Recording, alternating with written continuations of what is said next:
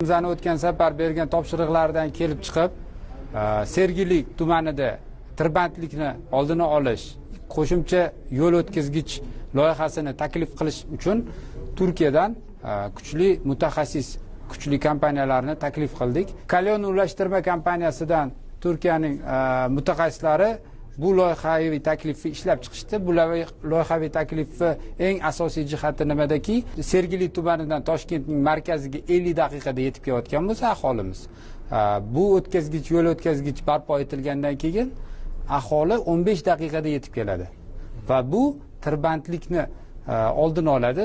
Hech qanday to'xtovsiz, svetoforlarsiz to'g'ridan to'g'ri ham Toshkent markaziga yetib keladi, ham boshqa qurilgan ko'prik yo'l o'tkazgichilarimizga ulanib yo'lida davom etib juda ham katta qulay sharoit yaratadi. Prezidentimiz yana topshiriq berdilar, bu yo'l o'tkazgichni eng oxirgi zamonaviy loyihaviy taklif yechimi bilan ishlashni va buni ikki chetida velodorojkalarni, inson yayov yurishi uchun mo'ljallangan qulay trotuarlarni hammasini o'z ichiga olgan xavfsiz, qulay va ekologiyaga ham zarar yetkazishni juda ham kamaytiradi.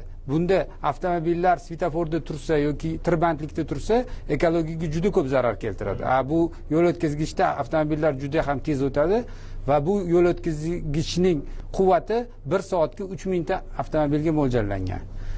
Bir kunda 40 ming avtomobil o'ta oladi. Bu yerda Usmon Nosir ko'chasidan boshlab bu yo'l o'tkazgichimizda ko'prik quriladi. Bu ko'prikda avtomobillar to'xtovsiz harakatlana oladi. Bu avtomobillarimiz to'g'ri yangi qurilayotgan yo'lga, Sergeliga qarab yuradi va kichik halqa yo'liga ham to'xtovsiz harakatlanib o'tib keta oladi va to'g'ri yangi qurilgan yo'limiz bilan kelib keyingi ko'prigimiz bor. Bu kichik halqa yo'li Toshkent halqa avtomobillar halqa yo'liga ulanadi.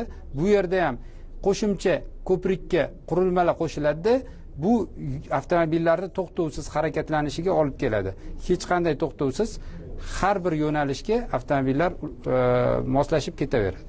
Va bu yo'limiz yana davom etib, hozirgi qurilayotgan Qipchoq mahallasi orqali o'tgan yangi ko'prikka borib taqaladi. Bu ko'prikka ham yoniga borib, ikki tarafiga yo'nalishni to'xtatmasdan to'g'ri ulanib keta oladi.